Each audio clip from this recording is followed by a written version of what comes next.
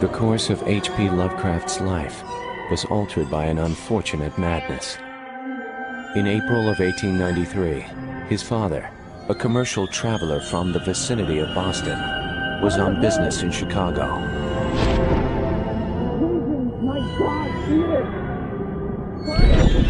It was there that Winfield Scott Lovecraft experienced the general paralysis of the insane. Winfield's violent hallucinations would soon place him in Butler Hospital. His troubled wife, Susan Phillips Lovecraft, was forced to return home to her family in Providence, Rhode Island. With Susie was her 2-year-old son, Howard Phillips Lovecraft. Today, the man readers of weird fiction know as H.P. Lovecraft is ranked alongside America's best writers. Defined the themes and obsessions of 20th century horror, and as we chug on into the 21st century, it doesn't seem to be going away. He let drop away all the trappings of what is called horror, and he moved into some narrative peculiar to himself. He invented his own genre, really. Lovecraft tells you about the scale of man in the cosmos. So he is really the most articulate about saying there is an indifference from the ancient gods to man. Lovecraft takes that and ups the ante to the cosmos. If you can think of a kind of supernatural horror fiction, it's almost certain that at some point in his career, Lovecraft applied himself to it, and when he got it right, as he often did, nobody could beat him.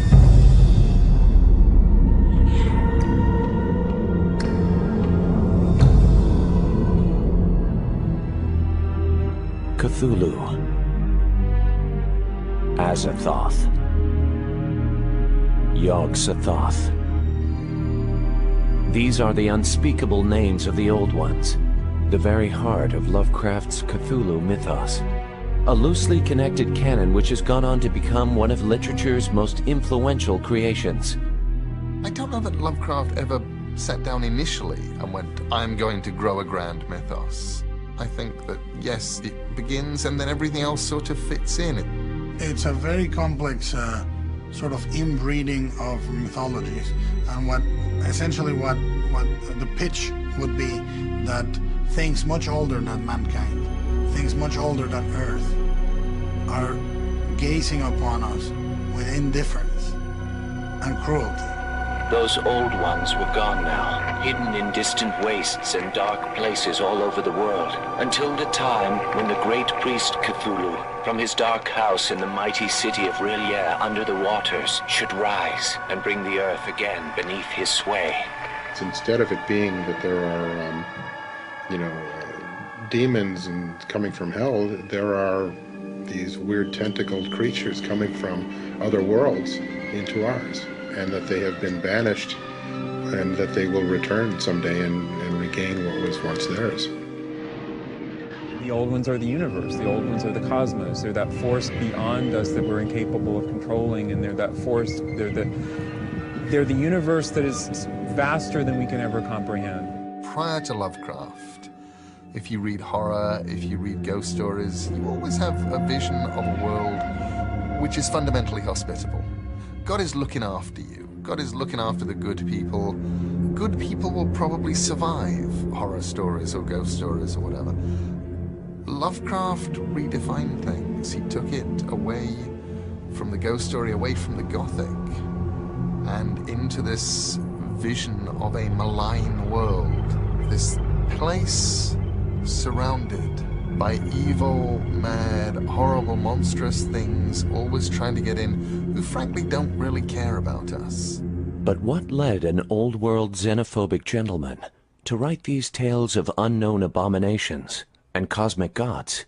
Where bay and tranquil river blend, and leafy hillsides rise, the spires of Providence ascend against the ancient skies, and in the narrow winding ways, the climb o'er slope and crest, the magic of forgotten days may still be found to rest.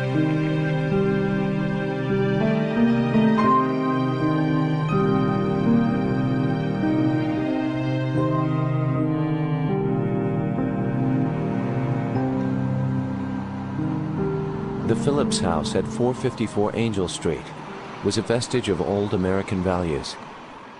Lovecraft's family was very well-to-do, and I believe they considered themselves to be of the Providence aristocracy. The Phillips line goes back very far in Providence history, all the way as early as the late 17th century. The Lovecraft side originates in England. He could trace that all the way back to about the 15th century. There were Lovecrafts or Lovecrafts in Devon. He was truly almost a Mayflower specimen, preserved in the formaldehyde of New England, you know. He was an Anglophile. He was a guy that definitely did not get laid much, you know, and a guy that was an alien amongst us, in the sense that he was not a very masculine child. After Winfield's death from syphilis on July 19, 1898, young Howard was all Susie Lovecraft had left. She mothered her child incessantly, so much so that she was known to make friends stoop when walking hand in hand with her son, for fear his arm would be pulled from its socket. Despite her over-attention, Susie Lovecraft's near-puritanical views restrained any physical affections toward her son. Lovecraft would later admit to his only wife that this form of mothering was devastating to him. His grandfather, Whipple Phillips, was a very impressive industrialist. Lovecraft remembers Whipple telling him oral ghost stories at the age of 4 or 5.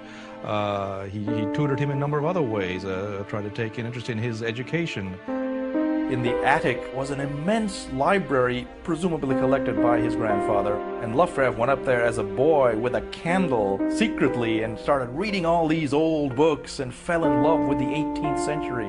Lovecraft is more than a product of his time. He's a product of a couple of centuries earlier, because he was born out of time. One of the important things for the 18th century was the code of a gentleman.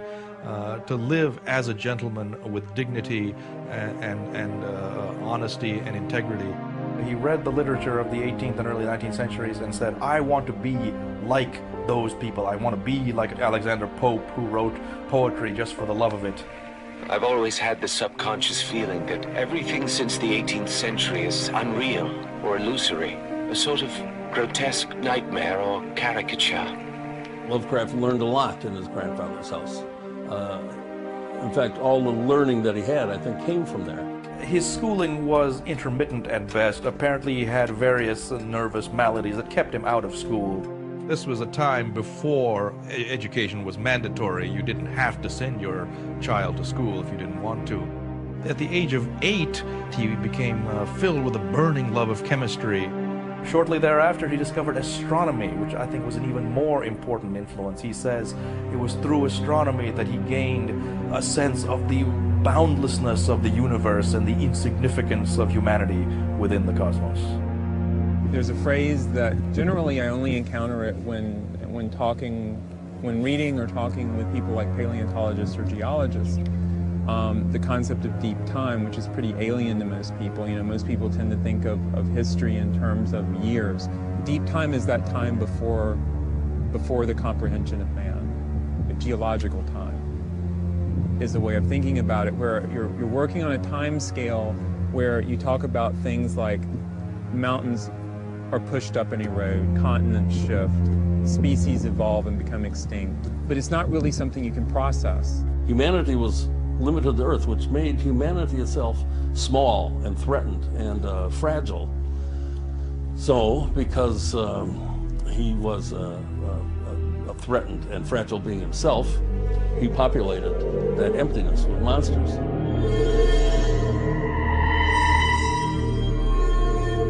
Frequent visits to the attic gave Susie the impression that her son was trying to hide from the world and others, that he was a vulnerable child, uncomfortable with himself.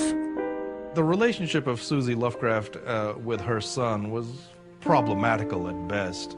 Clearly she loved him, but I think because of what had happened to her husband, Lovecraft's father, who had died of syphilis, I think she developed some weird love-hate relationship with Lovecraft, called him hideous, he said to a neighbor that he had a hideous face, and that's why he wouldn't go outdoors much. Susie repeated these opinions enough times that her son actually grew to believe them. Insecurity mixed with classical tendencies segregated young Lovecraft from others his age. But this solitary childhood only kindled his imagination. I used to be tormented constantly with a peculiar type of recurrent nightmare in which a monstrous race of entities, called by me night gods, used to snatch me up by the stomach and carry me off through infinite leagues of black air over the towers of dead and horrible cities, with vast aggregations of night black masonry, embodying monstrous perversions of geometrical laws. Feeding his taste for the macabre was the recent discovery of tales by Edgar Allan Poe. Lovecraft is the most significant descendant of Poe, and you can see that heritage most clearly in those early stories that evoke effects such as those in the Telltale Heart, say. The Telltale Heart could have been written by Lovecraft. He may have wanted to be a little like Edgar Allan Poe, but he went in a whole different direction with his imagination. You know, Poe talked about how a short story should be, everything should be there to create one particular effect, whereas Lovecraft, I think, goes for much more sort of a bigger canvas somehow than Poe did. In his teenage years, Lovecraft would attempt quite a few stories in the Poe style. Most, however, were destroyed by Lovecraft. I think too many writers are too hard on themselves, but it has to be said that, you know, Lovecraft epitomizes this trend. And actually, I think if there's one positive thing to be brought out from that, other than he was a great writer, I think, you know, any writer who feels down about their own work should read Lovecraft's comments about his own work. He almost never has a good thing to say about his own work. This may be a kind of version of what he perceived as good manners, because there's no doubt that he would have thought it very ill-mannered to praise his own work. I think that Lovecraft was full of insecurities at that time. He really didn't know what to pursue in terms of a career. Maybe he didn't feel he needed a career, at least in terms of the money, because he felt that money would always be there. But shortly thereafter, he discovered the money wasn't going to be there. In 1904, Whipple Phillips was already suffering from poor investments in a failed dam project. The stress of it all no doubt contributed to his death on March 28th. The house on Angel Street was sold. The library that schooled Lovecraft for 12 years went with it. He loved that place. There he knew the only real security he ever had. Even though it was only 3 blocks away, the new home Susie had picked for her son was an unknown country. Though high school would offer some enjoyment, Lovecraft was vexed by the subjects that escaped him.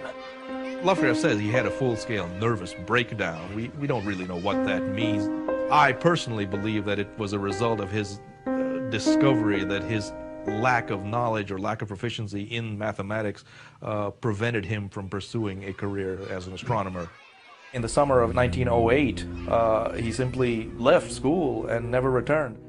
Lovecraft's reclusion would last from 1908 until 1917. Judging from his letters, this breakdown had all the earmarks of a deep depression. I shunned all human society, deeming myself too much of a failure in life to be seen socially by those who had known me as a youth, and had foolishly expected great things of me. Lovecraft himself was a pretty crazy person. He's kind of nuts, wandering around. And I don't mean necessarily, eccentric is a better word. Even for his time, he must have been not only a recluse, but an oddity. He would go out occasionally, apparently, and people saw him walking down the street in a raincoat with the flaps up to his collar and looking straight ahead, not trying to make eye contact with anybody. One activity that endured through this period was his reading. This exposed Lovecraft to the amateur pulp magazines that would one day be the outlet for his own work. I think amateur journalism saved Lovecraft both as a writer and as a human being. There was Lovecraft in 1913, 1914, basically rotting away. He clearly didn't know what to do with himself. And then all of a sudden, here was this small world of amateur journalism where there are other people like him trying to be writers, but not writing for money. And I think at that moment that was important to Lovecraft, because amateur journalism was a kind of school for writers. Lovecraft went on to publish his own amateur magazine, The Conservative. In its pages, he exhibited a strong passion for the beliefs he formed during his isolation, including a pronounced xenophobia. The most alarming tendency observable in this age is a growing disregard for the established forces of law and order. Whether or not stimulated by the noxious example of the almost subhuman Russian rabble, the less intelligent element throughout the world seems animated by a singular viciousness. Every artist with every work of art is a product of his or her time. And he reflected a lot of very American feelings. The failings he had intellectually with beliefs in racism and so on are reprehensible. They were then as they are now, and yet in a sense you can't expect the guy to leap out of his skin and have modern sensibilities. He had this really archaic, unbudging idea that for society to be stable, then it had to be homogeneous. He just didn't like to see the culture he knew go down the drain, which he felt would happen just by erosion as more and more immigrants came. It's almost a Pat Buchanan kind of a thing. This absolutely genuine worry of the evils of breeding, mixed breeding, and breeding in general, I suppose. But the evils of taking purity with an almost Aryan sense of pride. Regardless, The Conservative attracted fellow amateurs both sympathetic and contrary. They were attracted by Lovecraft's erudite mind. And as a result, Lovecraft developed very close ties to a number of these amateur journalists. And these became lifelong friends of his, and they exchanged many, many letters even after they had left the amateur journalism movement. And he kind of found his home in a magazine like that, and other fan magazines that he wrote for. And he found a lot of like-minded souls out there would read his stuff and really love them. And he developed followers. I mean, it's almost like a cult in him of himself. He wrote so many letters at such white heat and such intensity and at such length that it's easy to suppose that he sacrificed stories to his correspondence. I believe he had something like over 120,000 letters written, and these letters aren't short pieces, too. I mean, they're copious, pages and pages of details and notes or suggestions on how to improve their own writing.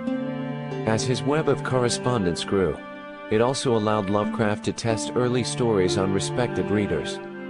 In 1919, an amateur journal called The Vagrant took notice. Dagon was the first of Lovecraft's stories to be printed. A captured sailor escapes German sea raiders, only to come aground on a stretch of sea bottom forced up by a volcanic upheaval. The region was putrid with the carcasses of decaying fish and of other less describable things, which I saw protruding from the nasty mud of the unending plain. It's got this awful sense of atmosphere. The poor guy is out in the middle of nowhere, surely doomed with a black sun scowling on him. What an image. As the sailor explores the reef, he discovers a cyclopean monolith whose carved surface depicts a race of ancient fishmen. They were damnably human in general outline, despite webbed hands and feet, shockingly wide and flabby lips, glassy, bulging eyes, and other features less pleasant to recall. Suddenly, all hell breaks loose with this huge Charlie Tuna character coming out and embracing this monolith. And then at the end, what happens is the narrator just demented. He's now on the other side of the world, but afraid that old Charlie's following him. And he's, oh my God, the thing in the window. Well, has this creature followed him, or is he just plain nuts? We don't know, but either way, it's a great little story. But you have it there. You've got the creature from the cyclopean creature from the sea. It's virtually Cthulhu in miniature. Dagon and other stories from this period would set the Lovecraftian model. Scholarly people discovering violations of natural law and being driven towards madness or death. It also exhibited Lovecraft's use of Baroque description and subjective adjectives.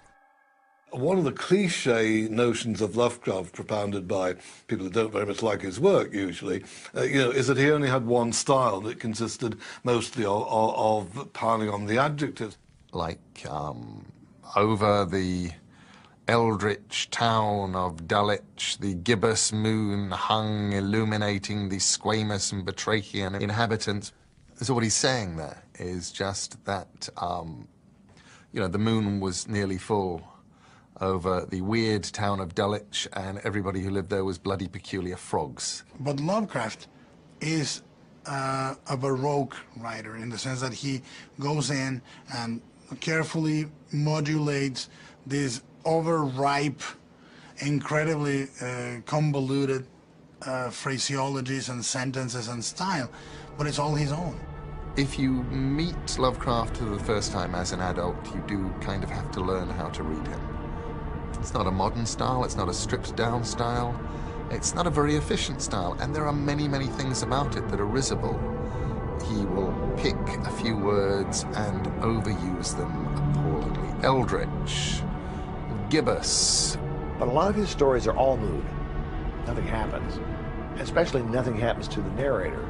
They're just people who start terrified and they end up terrified. And there are other things you can make fun of him for. The tendency to write in the first person and to keep writing. The ultimate parodic Lovecraftian phrase is somebody going mad while writing and something's coming up. I can hear them now coming up these steps. Their hellish tentacles are squirming at the door. Ayah, Shub-Niggurath, the beast with 1,000 young, fatang, fatang, and you're done. ... You disappear in a burst of ellipses and italics. It's a style that is incredibly anal retentive. And this guy went over it and over it and over it until he made the combination that to his taste, which may be gaudy to some, it was in perfect balance. One thing that influenced this purple style was Lovecraft's current fascination with the writing of Lord Dunsany. Dunsany wrote these magical little tales of dreamlands and gods, and he has this amazing prose style influenced by the King James Bible and apparently nothing else. Lovecraft was very taken by Dunsany's creation of a mythical pantheon of gods. And Lovecraft eventually admitted that that's how he came to write the stories of the Cthulhu mythos. He took those Dunsanian gods, which are set in a fantasy world, and put them into the real world, and that's how he came up with his own cosmic mythology. Though Lovecraft was now a published author, pursuing payment for what was only to be a personal pleasure was far from his idea of a gentleman, an existence that enjoyed being rather than doing. His fellow amateurs urged Lovecraft to go against his anti-commercialism and hire out his skills as a ghostwriter. As an invisible author, Lovecraft would be published many times between 1918 and 1920. With no practical experience in commerce, however, Lovecraft charged rates much lower than the standard of the time, barely clearing a minimum goal of $15 a week. Despite meager returns, this was a prolific time for Lovecraft. By 1921, he had written close to 17 stories. Unhappy is he to whom the memories of childhood bring only fear and sadness. Wretched is he who looks back upon lone hours in vast and dismal chambers, with brown hangings and maddening rows of antique books. The glory of The Outsider is that it is the story of the thing beyond our ken, briefly coming into the firelight, into that circle, and then fleeing back into the darkness. A lone narrator emerges from his crumbling castle after a long seclusion. He comes onto the surface of the earth to find people fleeing in terror from a monstrous thing the narrator can plainly see before him. I love the twist ending, so to speak. And that you're reading the story and the very last line in the story scares you. I was proud of this guy as he escaped from these catacombs. And the moment that the real people saw him and screamed and he saw his reflection. And in horror stretches out his hand and touches a mirror. Boom! That's the end of the story. Oh my gosh, he is a ghoul. He's a creature from the darkness. Now we must go off with him. And I went back and reread it just to see how he'd done that. At his best, Lovecraft is as much as an existentialist as Albert Camus would be. I know always that I am an outsider, a stranger in this century, and among those who are still men. This is as strong a statement about how I felt in my teenage years as anything. He's writing what may very possibly be disguised autobiography. It certainly does seem to be about somebody who had an unhappy childhood and who felt he was physically repulsive. But did he feel that because of that he was an object of horror, that everybody shunned him? Certainly, in terms of his physical appearance, he was sort of embarrassed about a number of things. He felt he had these ingrown facial hairs, and that he felt that was a disfiguring factor. So in a way, he's kind of using himself as a jumping-off point, but I think he would come off much more as the weirdo that Colin Wilson makes him if he really were like these characters in the stories, and ultimately I don't think he was. When Lovecraft emerged from his own isolation, the consensus of Providence was that the house on Angel Street was one to be avoided, and that Lovecraft and his mother were eccentrics. Though this view could be argued in the case of Lovecraft, Susie was indeed cause for concern. Her home life was one of hypertension, where Susie was known to cause major dramas over the slightest thing. On March 13, 1919, around the same time her son was emerging as a writer, Susie Lovecraft had been admitted to the same institution that claimed her husband years before. Susie Lovecraft passed away on May 24, 1921, not from nerves, but from a botched gallbladder operation. Susie's death was hard on Lovecraft, both emotionally and financially. She left her son a meager estate, which was already meager when she inherited it from her father. That inheritance, plus an equally paltry income from ghostwriting, barely met Lovecraft's expenses. He made little enough money himself and used to survive by eating hideous cans of beans. But I have to wonder about Lovecraft and whether or not he would have taken any old job just to be able to make money, and I don't think he would. He had a certain set of standards, and again, he had a level of pride that, he was a gentleman, he's an author, and he's not going to just take any old job. Lovecraft moved in with his aunts, Lillian Clark and Annie Gamwell.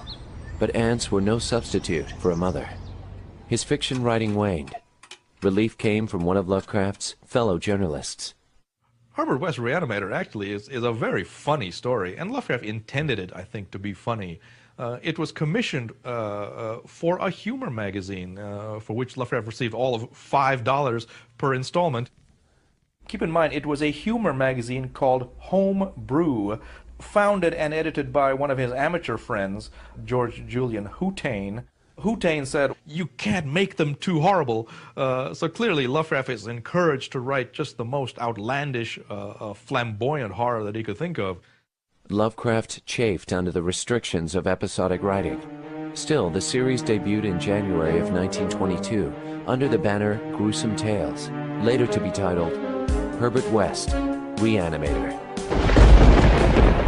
Of Herbert West, who was my friend in college and in afterlife, I can speak only with extreme terror, holding with Haeckel that all life is a chemical and physical process, and that the so-called soul is a myth. My friend believed that artificial reanimation of the dead can depend only on the condition of the tissues. I love the sense of atmosphere on the Herbert West stories, the sense of place that evidently were not in the movies, but that the sense of history, it gives you a sense of place and context that is extremely strong. Now, a lot of people feel that the influence of Frankenstein is heavy on that story. I disagree, because remember, what Victor Frankenstein was doing was creating an artificial man from different parts of human bodies. What Herbert West is trying to do is reanimate an entire living body after it has theoretically died. A very different conception, I think. West's adventures in reviving corpses was not among Lovecraft's favorite work, nor his most profitable. Nevertheless, it was a small milestone in his career as a professional writer. During this time, Lovecraft also developed two fascinations incongruent with a xenophobic personality: travel and a woman. Lovecraft had been lured away from Providence for a gathering of amateur journalists in Boston.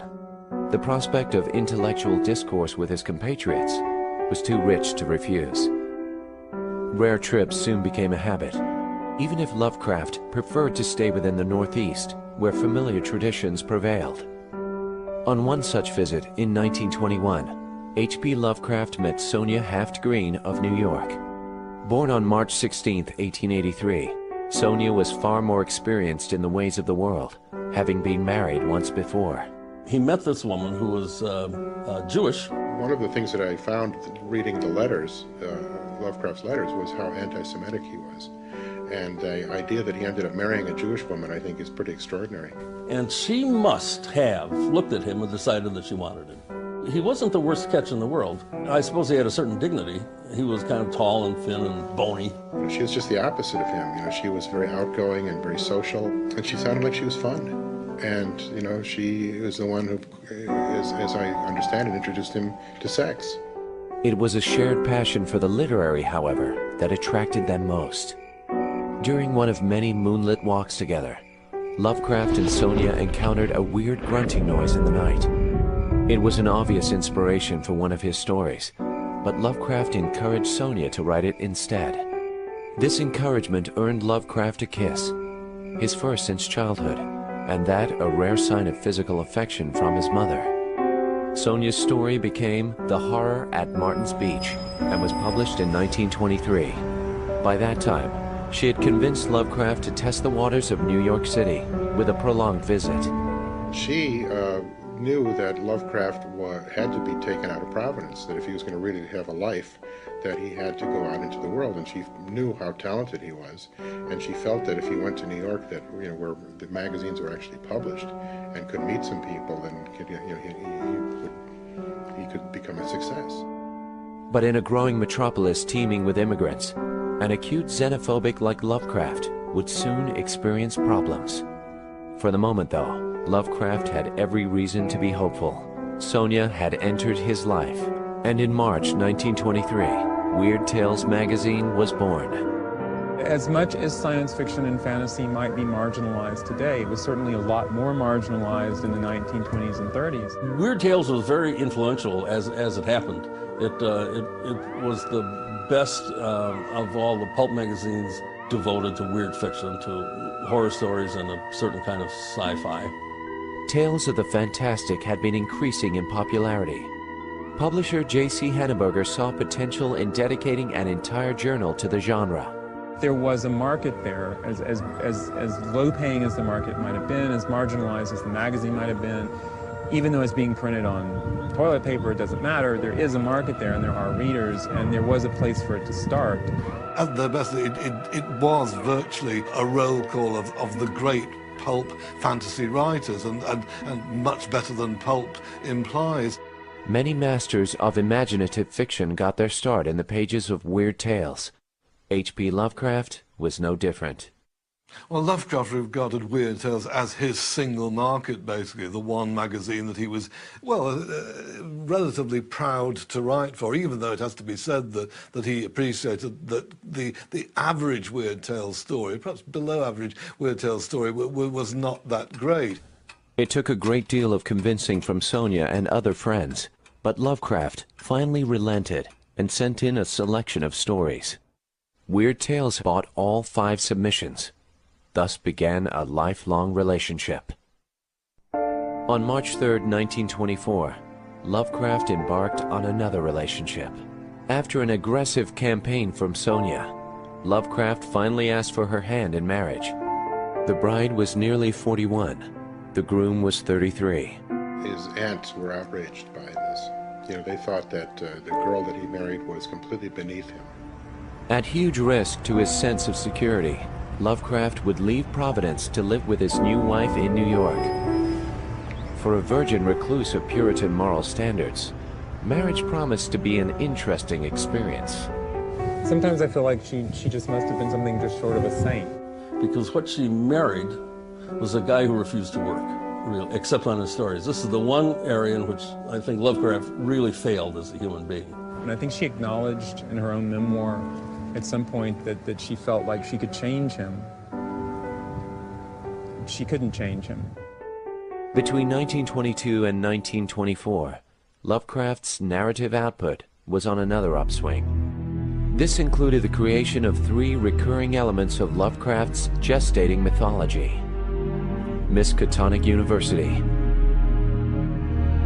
the Dark Town of Arkham, and literature's most dreaded grimoire, written by an alter ego from Lovecraft's childhood, one inspired by his reading of the Arabian Nights, the Mad Abdul al-Hazaret. The Necronomicon has become this strange sort of combination of urban legend and bad joke. First of all, it existed in the mind of Lovecraft, and then other people used it. It was one of the easiest things. The Necronomicon of the Mad Arab al-Hazred. Yes, this is the book of all of the forbidden things. The Necronomicon was a book that collected all manner of summoning spells, spells that would cause the return of ancient creatures from unknown worlds and dimensions. Well, the Necronomicon is yet another of those Lovecraftian concepts that was, you know, never meant to be fully bodied forth. It's a series of references that again imply this much larger tome with more terrible secrets than Lovecraft can even hint at. So then other people would use it. You got Fritz Leiber, and you got Bob Bloch, and you got Manly Wade Wellman, and August Derleth, all these other writers putting it into their stuff. So now it feels a little truer, like maybe it ought to exist. Another story from this period can be seen as one of Lovecraft's early best, The Rats in the Walls. Rats in the Wall was one of 2 stories that I read when I was a kid. My father bought me a book called Great Tales of Terror and the Supernatural, and it had all sorts of stories in it. 2 from Lovecraft, Rats in the Walls and the Dunwich Horror. And he read them aloud to me when I was a kid. It was mind-blowing. A gentleman of the Delaporte family returns to his ancestral estate in England. There, he and his black cat Nigger Man are disturbed by verminous slithering behind the walls. Lovecraft was great at depicting the moment of discovery by sound or by a fleeting shadow, and it really put you there and made you almost empathically experience the moment where you heard the noise behind the woodwork. More than a lot of the stories, it literally embodies that sense of deep time, in the sense of as Delaporte is trying to investigate the source of the phenomena in the house, begins to go through the sub-basement, the sub-sub-basement, and down into these vast subterranean caverns beneath the house. That exploration into the depths of the castle is simultaneously an exploration into the depths of the past and the horrors that come out of history. I seem to be looking down from an immense height upon a twilit grotto, knee-deep with filth, where a white-bearded demon swineherd drove about with his staff a flock of fungus, flabby beasts whose appearance filled me with unutterable loathing. Then, as the swineherd paused and nodded over his task, a mighty swarm of rats rained down on the stinking abyss and fell to devouring beasts and man alike. It's one of the stories where Lovecraft is playing with the classical Gothic tropes. You know, you have the family with the hidden things, you have all of these sort of early 18th century Gothic elements to the story. All of this strange stuff about the Exham Priory and this lost world under the cliff there, and these squealing white flabby beasts, and the people, the characters of the stories being descended from different lines, the bad guys that bred these things, and the things having evolved. Oh, what a brilliant work. It's really creepy stuff. It gets under your skin.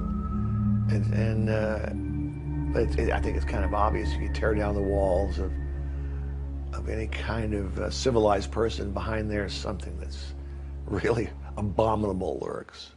Rats was snatched up by Weird Tales in 1924. The first year and a half of Lovecraft's marriage was like a tonic.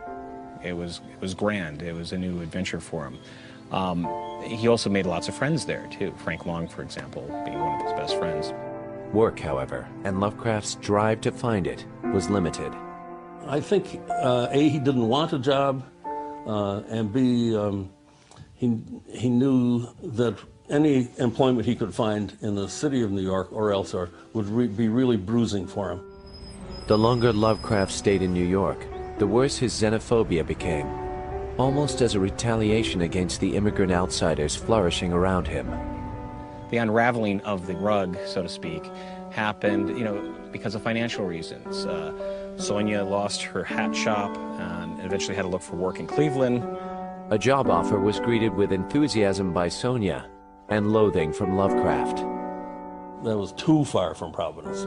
Brooklyn was unbearable, but at least it was just a train ride away. By the end of 1924, Sonia had no choice but to leave for the Midwest, alone. Sonia would be back and forth to support her husband, but her influence over Lovecraft's mood was waning. His ridicule of the melting pot that was New York City reached manic, even racist levels.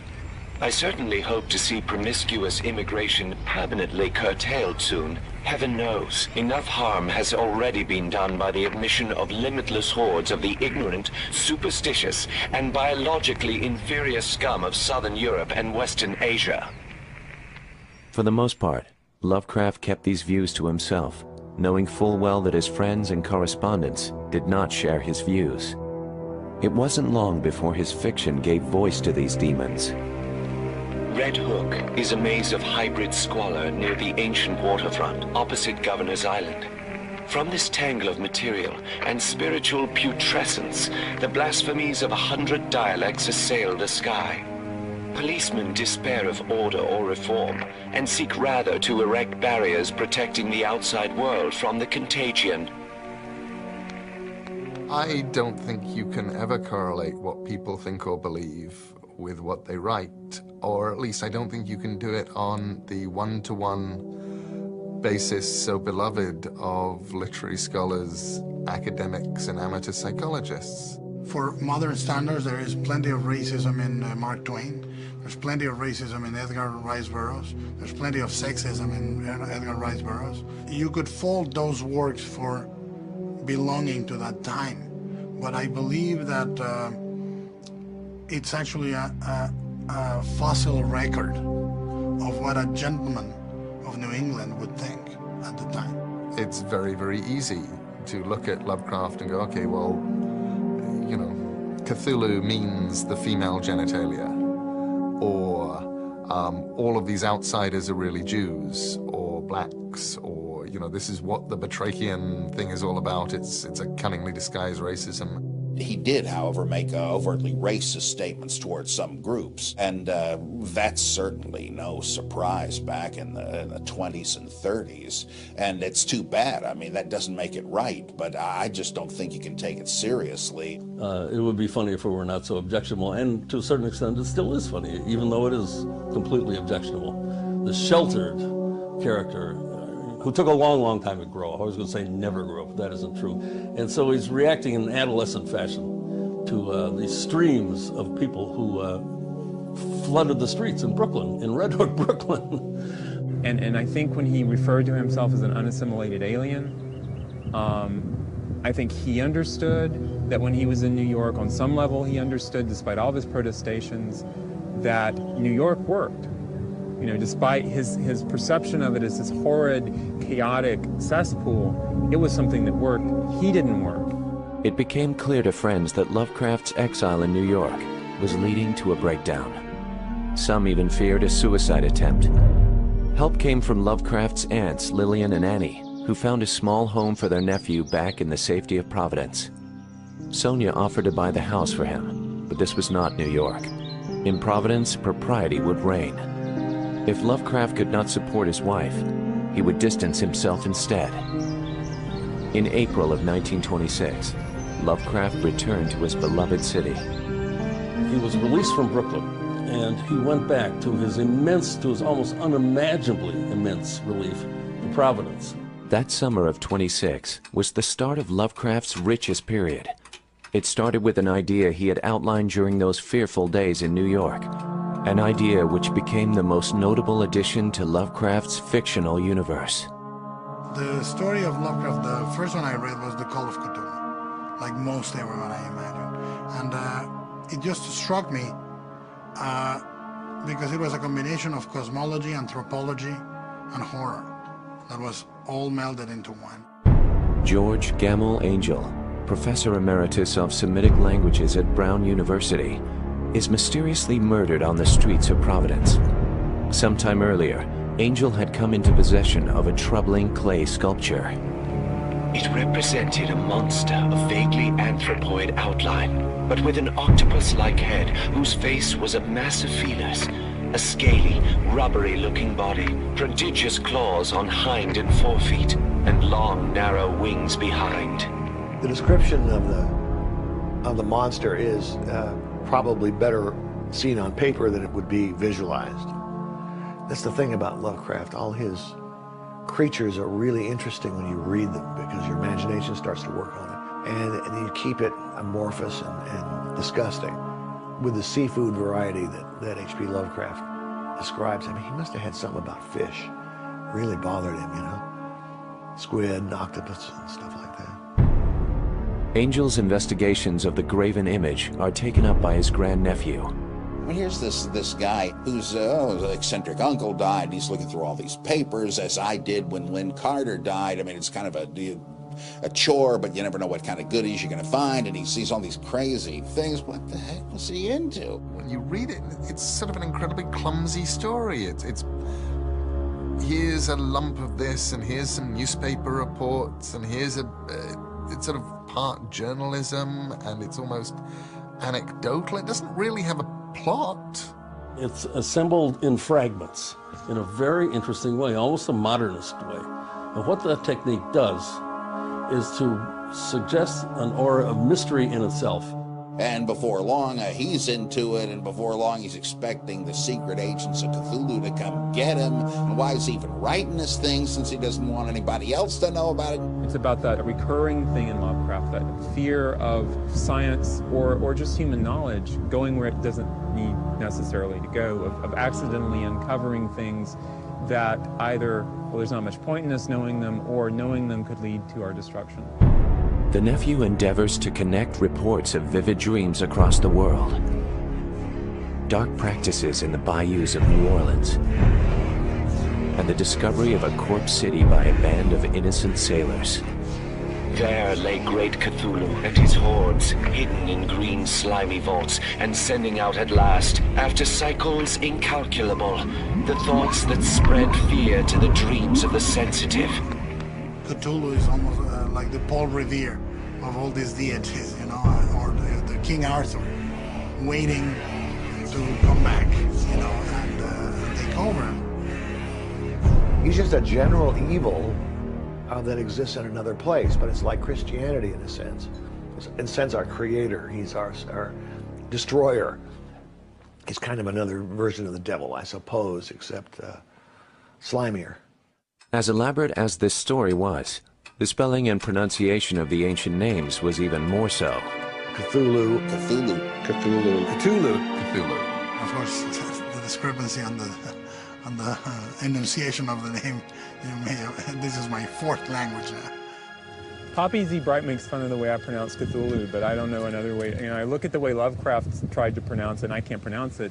Many of his colleagues apparently didn't know how to pronounce it, or pronounced it wrongly. And so finally, in a letter of 1934, he tells a colleague, well, it's really meant to be 2 syllables. You're supposed to put your tongue at the roof of your mouth and cough it out like Cthulhu. But he says, you know, the name is an entirely alien name, not designed to be pronounced by human vocal cords. the word is only a symbol for something that is entirely beyond the ability for humans to make the sound. So there is no incorrect way to pronounce it because there's no correct way to pronounce it. Despite Lovecraft's efforts to weave a rich narrative, The Call of Cthulhu was initially rejected by Weird Tales. This was common practice of the anthology's editor, Farnsworth Wright, especially when presented with a story as original as Lovecraft's creation. One of Lovecraft's tricks, of course, was to take the rejected story, sit on it for a little while, send it back to Wright saying, well, I've made the changes you asked for, having not done a single thing with it. And more often than not, apparently, Wright would fall for this trick. The Call of Cthulhu was eventually printed in February 1928's issue of Weird Tales. Lovecraft's fee for such a seminal work of fiction? $165. As Lovecraft's writing began to blossom, so did the man. I vastly regret the absence of traditional accomplishments, fencing, horsemanship, military service, caused by my early ill health and lack of appreciation of the quality of well-roundedness. Lovecraft began to entertain his friends once more, including them on long walks through Providence and other New England excursions. Lovecraft was even beginning to evolve a form of tolerance toward the outsiders around him, especially the many cultures now living in Providence. In February of 1927, it was time for his writing to expand as well. Charles Dexter Ward is the novel in which he applies all his sense of structure to that long work, and the effect is tremendous. The beginning of Ward's madness is a matter of dispute among alienists. Dr. Lyman, the eminent Boston authority, places it in 1919 or 1920.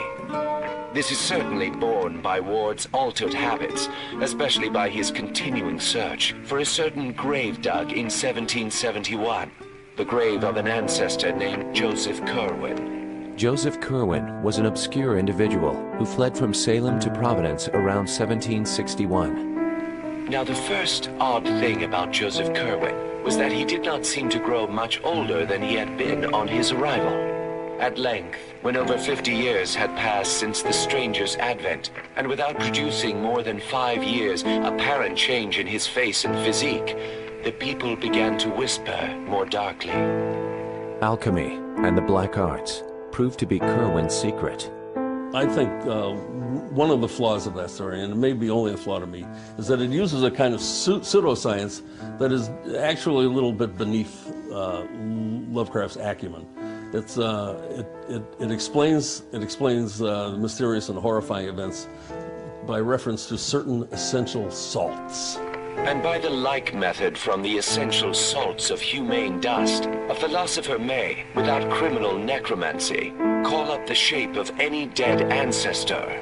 And that's a little third rate. It's like bad science fiction. A band of raiders confront the doomed man and his unhallowed wizardry. That night was never remarked on again, until Charles Ward learned of his descent from Curwen in 1918, and continued his ancestors' experiments, connecting the past with the present, summoning the unspeakable to life.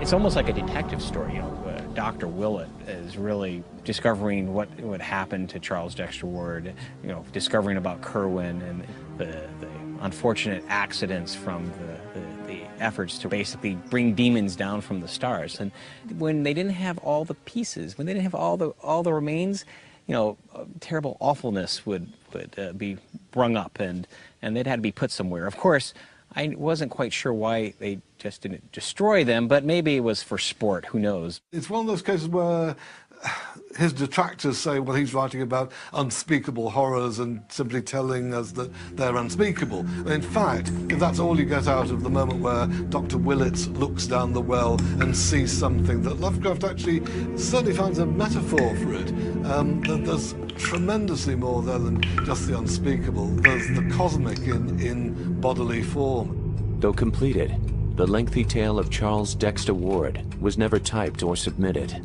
He just left it in a drawer. He didn't think it was worth bothering with. It was a first draft, amazingly. I believe Dream Quest of Unknown Kadath was also. How he didn't see the merit in this stuff is just amazing. I don't think he was built to write longer narratives. he went as far as he could that way, and he did press the envelope. Some of those last stories are really rather long, but they're also inert in a certain way that a novel cannot afford to be. There was another tale written during this time on which Lovecraft held an entirely different opinion. The Color Out of Space is just a great science fiction movie, story. It should be a movie, although I don't know how you do the color, because it's like unlike anything we've seen, and I don't know what that is. There is a type of story where you go to the minimal setting, a household in a farm or in a far field, and you unleash upon them a cosmic melody, a cosmic curse. It all began in 1882 with a meteorite. And by night, all Arkham had heard of the great rock that fell out of the sky and bedded itself in the ground beside the well at the Nahum Gardner place. They had uncovered what seemed to be the side of a large colored globule embedded in the substance. The color, which resembled some of the bands in the meteor's strange spectrum, was almost impossible to describe, and it was only by analogy that they called it color at all.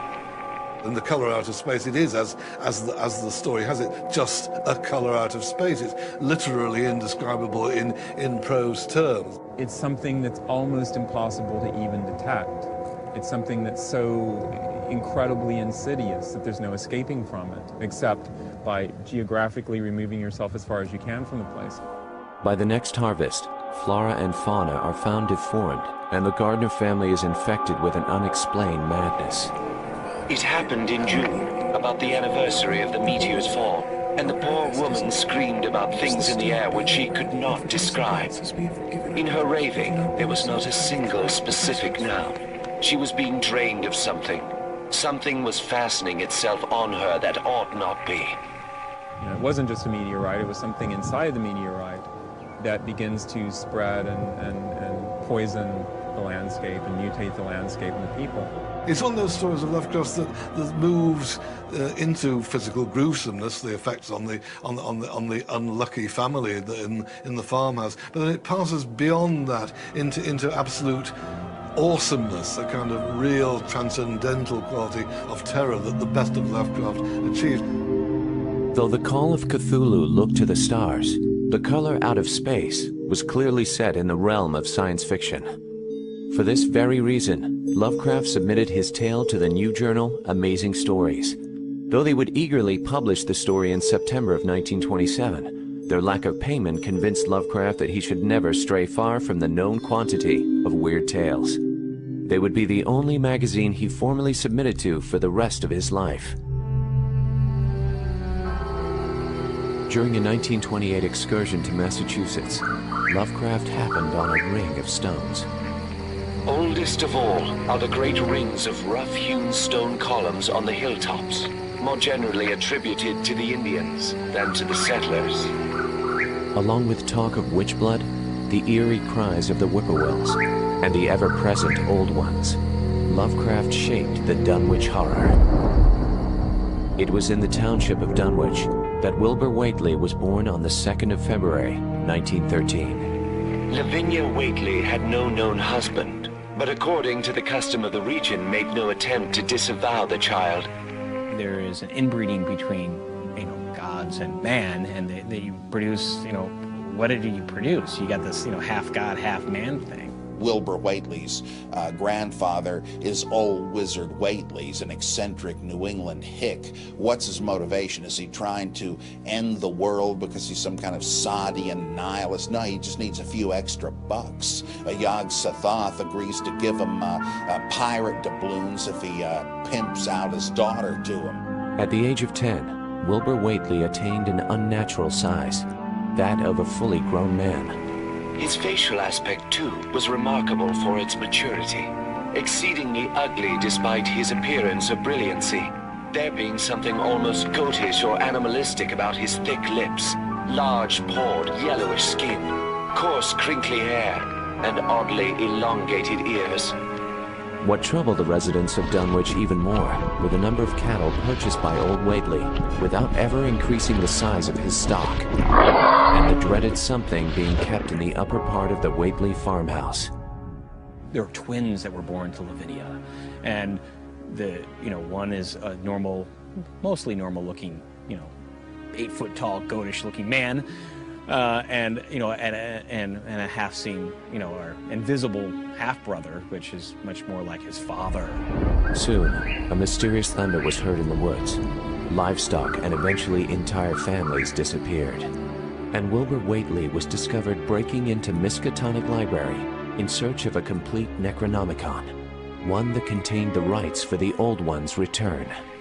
Yog-Sothoth knows the gate. Yog-Sothoth is the gate. Yog-Sothoth is the key and guardian of the gate. Past, present, future, all are one in Yog-Sothoth. The Dunwich Horror earned Lovecraft his biggest payday from Weird Tales, $240. But again, Lovecraft failed to capitalize on his success and would not write for more than a year. This time, Lovecraft's reticence was due to a desire for artistic growth. There are my Poe pieces and my Dunsany pieces, but alas, where are my Lovecraft pieces? Lovecraft's writing on the surface appears to be imitations of other writers. If you see the early stories, there is a much more constrained sense of scope. And towards the end of his life, he was gaining as a writer, I think, and gaining as an artist and as a human being, and his view of the world became more ample. And I think when Lovecraft shed the influence of Dunsany and started writing like Lovecraft, that's when things take off. He was writing much better fiction. He was writing much more contemporary fiction in many senses. I mean, in the sense that the language was more contemporary and the settings were more contemporary. You can even see how some of his descriptions start becoming more specific. They go from being unnameable, obscene things to being described as a cucumber body with so-and-so tentacles with proboscis or proboscis in each end. And, he really started relishing that. And he started giving a sense of dignity and history to these creatures that I think is unique. With Providence as a lifeline, Lovecraft was emboldened to venture further and further in art and in life. His correspondents engaged in healthy discussions on race, men, and civilization. The more Lovecraft exposed himself to other opinions and places, the more his views and phobias began to soften. This self-improvement did not extend to his marriage, however. Since his return to Providence, Sonia had seen very little of her husband. While she remained in New York for the sake of a career, Lovecraft favored his cherished city. On March 25, 1929, after constant pleas from Sonia, the Lovecrafts filed for a divorce. Sonia went on to Europe, a place Lovecraft had always longed to visit, but never did. Later, she moved to California, where she remarried and led a full life until 1972. In 1930, Lovecraft had begun work on a new tale. By the time it was published in August of 1931, the changes in Lovecraft could be glimpsed on the page. Well, we need to celebrate the Whisperer in Darkness because, of course, the astronomers have now taken the planetary status away from Pluto, which is to say, Yuggoth, black Yuggoth on the rim. And in fact, the Whisperer in Darkness was Lovecraft's reaction to the discovery of a new planet. After a rash of unprecedented floods in Vermont, misshapen cadavers wash up along the riverbanks. They were pinkish things, about 5 feet long, with crustaceous bodies bearing vast pairs of dorsal fins or membranous wings, and several sets of articulated limbs. Albert N. Wilmarth of Miskatonic University begins to investigate the origins of these alien things. The blasphemies that appeared on the Earth came from the dark planet Yuggoth. But this was itself merely the populous outpost of a frightful interstellar race whose ultimate source must lie far outside even the Einsteinian space-time continuum. It's actually one of Lovecraft's most restrained stories. There are very few of those runs of adjectives. Most of it is done as a series of letters, something I imagine he probably learned to some extent from the novel Dracula, which he greatly admired. Through the first-hand contact of his colleague Henry Akeley, Wilmarth learns of the dark intentions behind the buzzing creatures.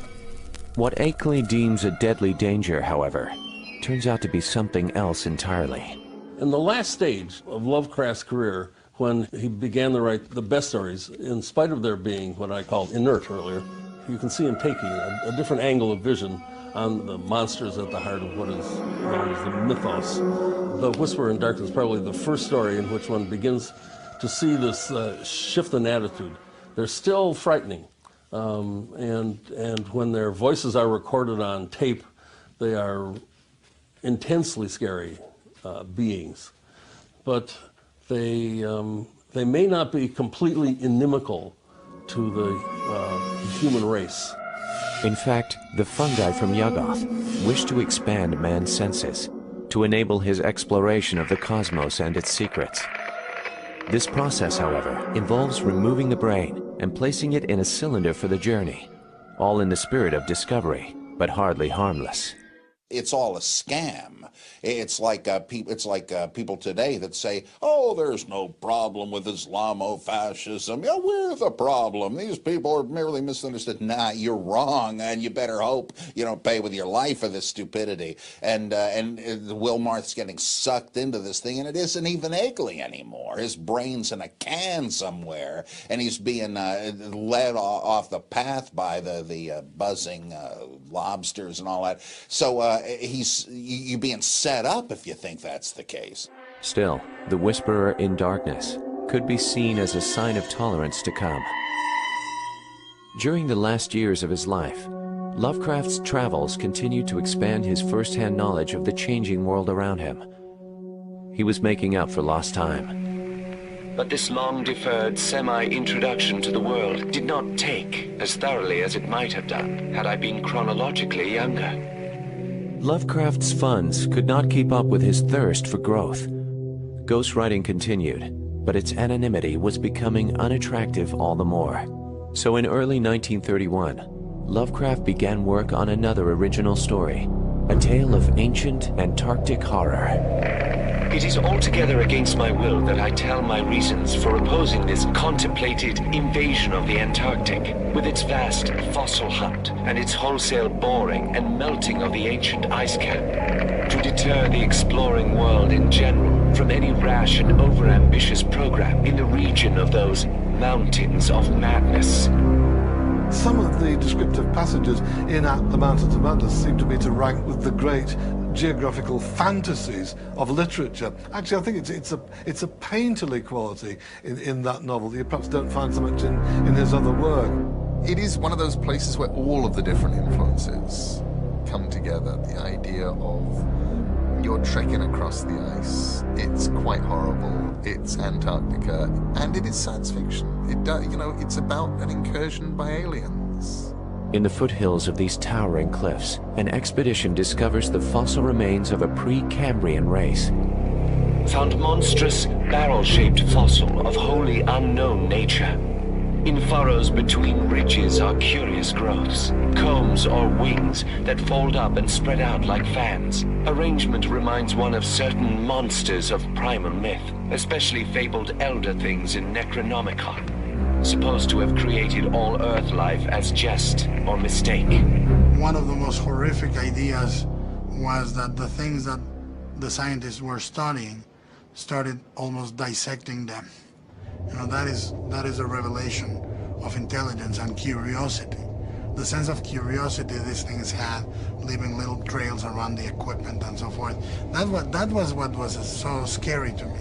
Something terribly odd and horrifying chased these men out, and something that was supposed to be a fossil record is after them. After the mysterious and utter annihilation of an advance team, the survivors of the unfortunate expedition discover a Cyclopean city hidden among the peaks. There, they learn the tragic history of the star-headed Elder Things, their shaping of life on Earth, surviving war with other races of cosmic infinity, and falling prey to their slave race of Shoggoths, protoplasmic masses capable of molding their tissues into all sorts of forms. in the 60s there was the idea that aliens had come here and had kind of created the human race. But that idea really was old compared to what Lovecraft had dreamed up, which was the idea of these battling alien forces, you know, on Earth, and that man ended up somehow inheriting this thing almost by default because these two major presences had sort of wiped each other out. The old ones in Mountains of Madness are scientists. They were artists. They were architects. Yes, they are tentacled cucumbers with wings, but they are sentient, intelligent beings. And that sense of intelligence makes the evil at work in Lovecraft's stories much more intense. At the Mountains of Madness also displayed two new reactions to the fictional unknowns: fellowship and empathy. It's a real imaginative achievement for him to have seen these threatening beings in a warmer light. Eventually, he kind of fell in love with them. He'd been in love with them all along, actually. The old ones, they may have been crinoid, pickle-shaped barrels with wings and starfishes for heads and a bad sense of humor, but they were men. But why is that? Because now they got the rebellious slaves the Shoggoths to worry about. So has Lovecraft seen a different group as the same as him because all people are equal, or he sympathizes with them as slave owners who are now on the run from an even weirder race? So I don't know what that means, really. Not so bad. There's the elitists like I am against the uppity bad guys. I think there is a huge Lovecraftian influence and a huge At the Mountains of Madness influence on the first Ridley Scott Alien. The idea of a ship that essentially lands on a planet, and they find a derelict city-sized ship, dead denizens in it, and something that is very much alive and waiting, and then takes over the humans. That's essentially, you could say, very much At the Mountains of Madness. It has influenced the story that The Thing was based on, which was a direct ripoff of At the Mountains of Madness. So I think its repercussions are very cinematic. This was the crowning jewel of the Cthulhu mythos. It clearly came as a crushing blow when Farnsworth Wright, editor of Weird Tales, rejected it. By then, sadly, Lovecraft had really decided that, you know, he no longer had any ability to express, convey the kind of thing he wanted to convey. He was to write very little prose fiction for the last few years of his life. Though more stories were attempted over the next few years, most, like The Shadow over Innsmouth, were problematic for Lovecraft.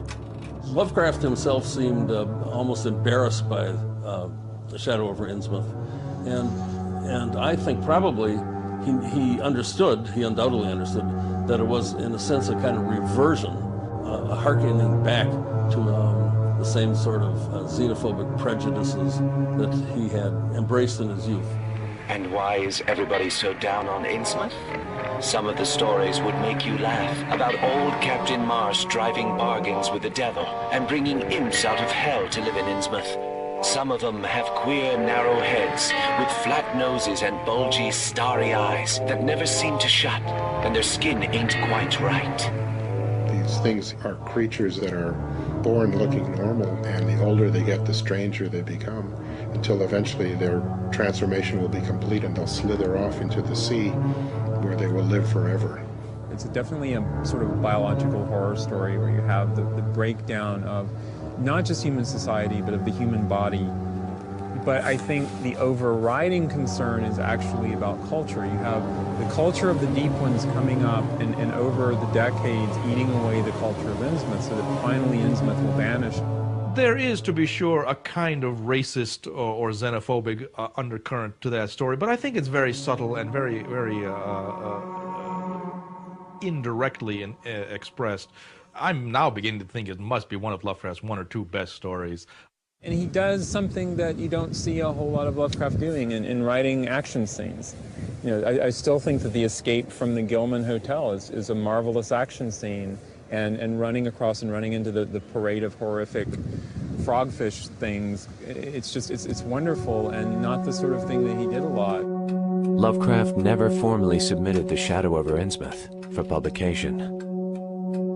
Partially, Lovecraft marginalized himself because he was never very complimentary of his own work. But I think readers and critics neglected to see the imagination at work behind what he wrote. It would be a few more years before modern tastes turned in his favor. At the end of 1935, New York agent Julius Schwartz was able to sell the previously rejected At the Mountains of Madness. Thanks to the efforts of Donald Wandrei, The Shadow Out of Time sold soon after, giving Lovecraft his highest combined payday, a total of $595. By the end of 1936, just as success seemed a possibility, Lovecraft's health began to diminish. In many ways, I think if Lovecraft had preserved his health, he would have become a well-known writer in the 40s and 50s if he had lived that long. I think Lovecraft really died at the pinnacle of his talent. Lovecraft had been suffering from a small collection of ailments, including digestive trouble. By the time he submitted to a doctor's diagnosis, the cancer had spread through his small intestine. H.P. Lovecraft died on the morning of March 15, 1937. He was 46 and a half years old.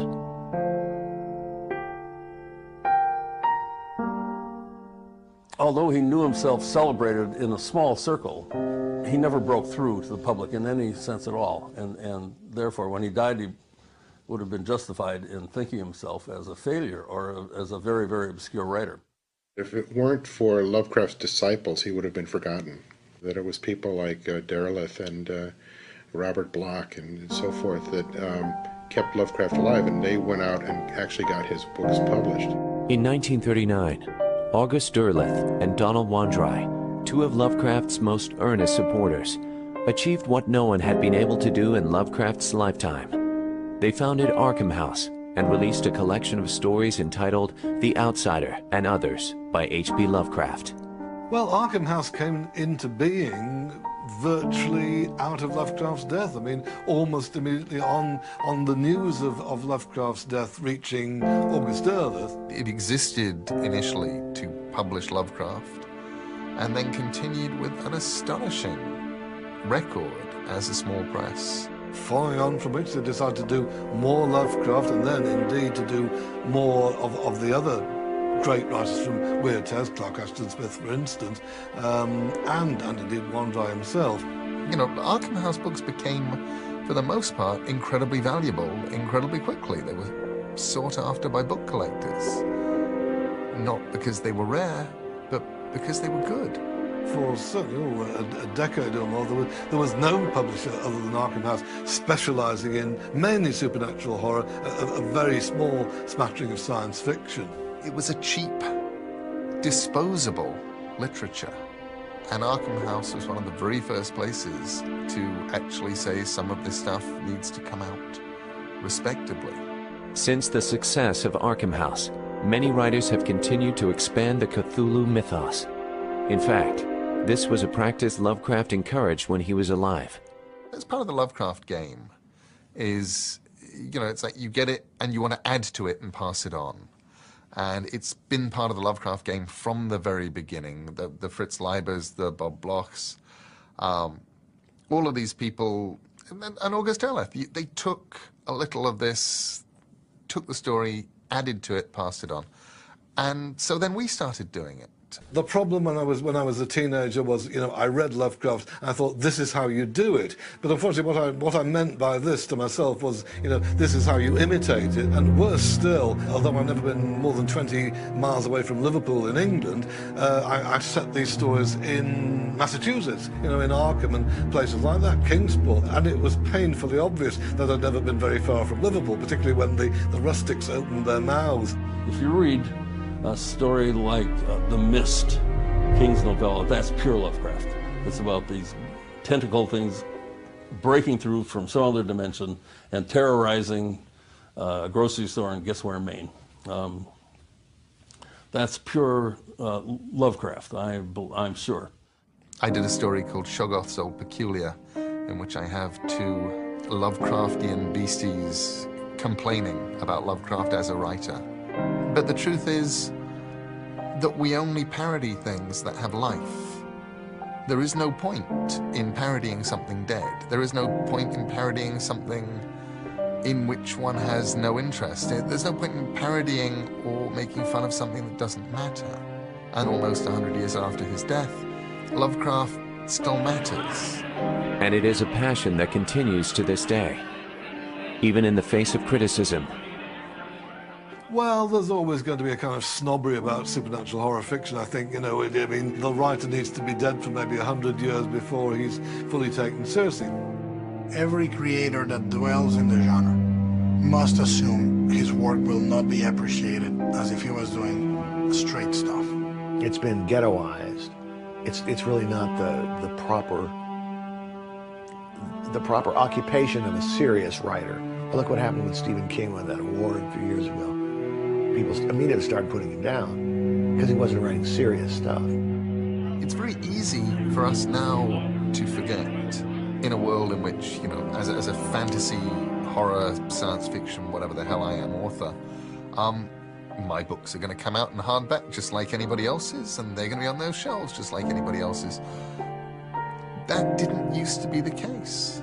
But I think probably at the moment that we saw Lovecraft in the Penguin Modern Classics, I think there's no question whatsoever that he's fully established and about time too.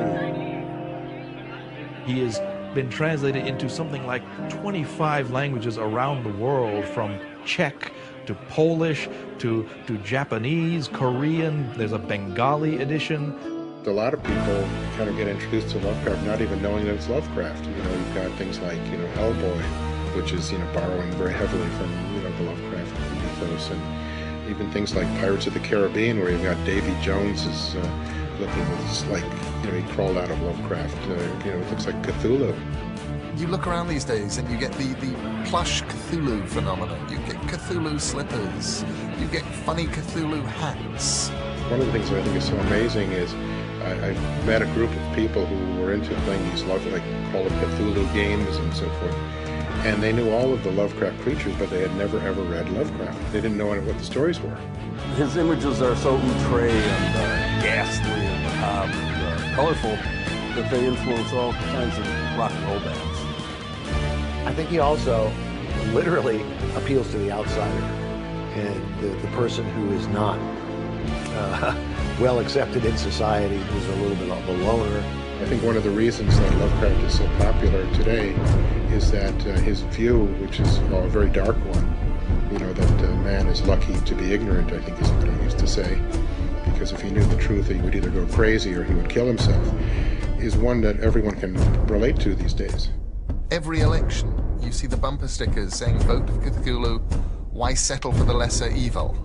Such is Lovecraft's fame that some occultists insist that Cthulhu mythos is no myth.